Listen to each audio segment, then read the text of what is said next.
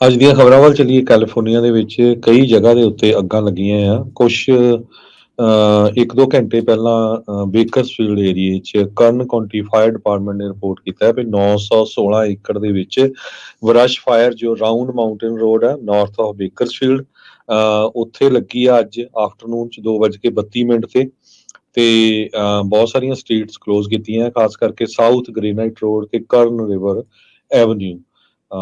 ਕਰਨ ਕਾਉਂਟੀ ਦੀ fire department ਦੇ captain Andrew ਫਰੀਬੋਰਨ ਨੇ ਇਹ ਦੱਸਿਆ ਵੀ ਇਹ ਮੋਸਟਲੀ ਜੋ ਅੱਗ ਲੱਗੀ ਆ ਰੂਰਲ ਏਰੀਏ 'ਚ ਆ, ਪੇਂਡੂ ਏਰੀਏ ਦੇ ਵਿੱਚ ਹੈਗੀ ਆ। ਹਜੇ ਤੱਕ ਕਿਸੇ ਬਿਲਡਿੰਗ ਨੂੰ ਖਤਰੇ ਦੇ ਵਿੱਚ ਨਹੀਂ ਇਸ ਅੱਗ ਨੇ ਪਾਇਆ ਹੈਗਾ। ਦੂਜੇ ਪਾਸੇ ਜੋ ਬਹੁਤ ਜ਼ਿਆਦਾ ਖਤਰਨਾਕ ਅੱਗ ਲੱਗੀ ਹੋਈ ਆ, ਉਹ ਮਹਾਵੀ ਏਰੀਏ ਦੇ ਵਿੱਚ ਲੱਗੀ ਆ।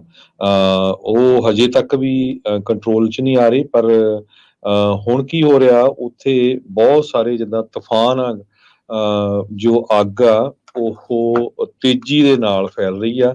ਨਵਾਡਾ ਦੇ ਬਾਰਡਰ ਦੇ ਕ੍ਰਾਸ ਕਰਕੇ ਨਵਾਡਾ ਸਟੇਟ ਦੇ ਵਿੱਚ ਵੀ ਐਂਟਰ ਕਰ ਗਈ ਆ। ਫਾਇਰ ਵਰਲਸ ਵਾਂਗ ਉਹ ਜੋ ਅੱਗ ਆ ਫੈਲਦੀ ਆ ਵੀ ਇੱਕ ਤਰ੍ਹਾਂ ਦੇ ਨਾਲ ਇਕੱਠੀ ਹੋ ਕੇ ਜਿੱਦਾਂ ਬੰਬ ਰੋਲਾ ਟਾਈਪ ਆਉਂਦਾ ਆ ਤੇ ਉਹਦੇ ਨਾਲ ਤੇਜ਼ੀ ਨਾਲ ਫੈਲਦੀ ਆ। 80,000 ਤੋਂ ਵੱਧ ਏਕੜ ਸੜ ਕੇ ਸੁਆਹ ਹੋ ਚੁੱਕੇ ਹੈਗੇ ਆ ਤੇ ਅੱਜ ਦੀ ਡੇਟ ਦੇ ਵਿੱਚ ਕੈਲੀਫੋਰਨੀਆ ਦੀ ਸਭ ਤੋਂ ਵੱਡੀ ਇਹ ਫਾਇਰ ਹੈਗੀ ਆ ਇਸ ਸਾਲ ਦੀ।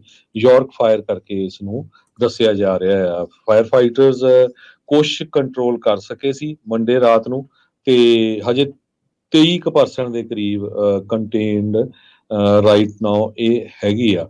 ਤੇ ਦੂਸਰੀ ਜਿਹੜੀ ਫਾਇਰ ਆ ਉਹ ਵੀ ਇਹਦੇ ਲਾਗੇ ਲੱਗੀ ਹੋਈ ਹੈਗੀ ਆ, ਯੂਐਸ ਬਾਰਡਰ ਦੇ ਲਾਗੇ, ਤੇ ਇੱਕ ਕੈਨੇਡਾ ਦੇ ਬਾਰਡਰ ਦੇ ਉੱਤੇ ਵੀ ਜੋ ਆ ਅੱਗ ਲੱਗੀ ਹੋਈ ਹੈਗੀ ਆ। ਸੋ ਕਾਫੀ ਛੋਟੀਆਂ-ਛੋਟੀਆਂ ਅੱਗਾਂ ਹੋਰ ਲੱਗੀਆਂ। ਤੁਹਾਨੂੰ ਸਾਰਿਆਂ ਨੂੰ ਪਤਾ ਹੀ ਆ ਵੀ ਫਾਇਰ ਦਾ ਸੀਜ਼ਨ ਹੁੰਦਾ ਆ ਤੇ ਕੈਲੀਫੋਰਨੀਆ ਦੇ ਵਿੱਚ ਪਿਛਲੇ ਕੁਝ ਸਾਲਾਂ ਤੋਂ ਫਾਇਰ ਨੇ ਬੜਾ ਨੁਕਸਾਨ ਕੀਤਾ ਆ ਤੇ ਇਸ ਵਾਰੀ ਮੀਂਹ ਬਹੁਤ ਪਏ ਆ, ਵੈਜੀਟੇਸ਼ਨ ਬਹੁਤ ਜ਼ਿਆਦਾ ਆ, ਇਸ ਕਰਕੇ ਹੋਰ ਵੀ ਜ਼ਿਆਦਾ ਖਤਰਾ ਬਣ ਜਾਂਦਾ ਤੇ ਉੱਪਰੋਂ ਟੈਂਪਰੇਚਰ ਬਹੁਤ ਜ਼ਿਆਦਾ ਆ ਇਹਨਾਂ ਸਾਰੇ ਏਰੀਆ 'ਚ। ਖਾਸ ਕਰਕੇ ਜਿਹੜੀ ਯਾਰਕ ਫਾਇਰ ਆ ਉੱਥੇ 100 ਡਿਗਰੀ ਦੇ ਕਰੀਬ ਟੈਂਪਰੇਚਰ ਇਸ ਟਾਈਮ ਹੈਗਾ ਆ।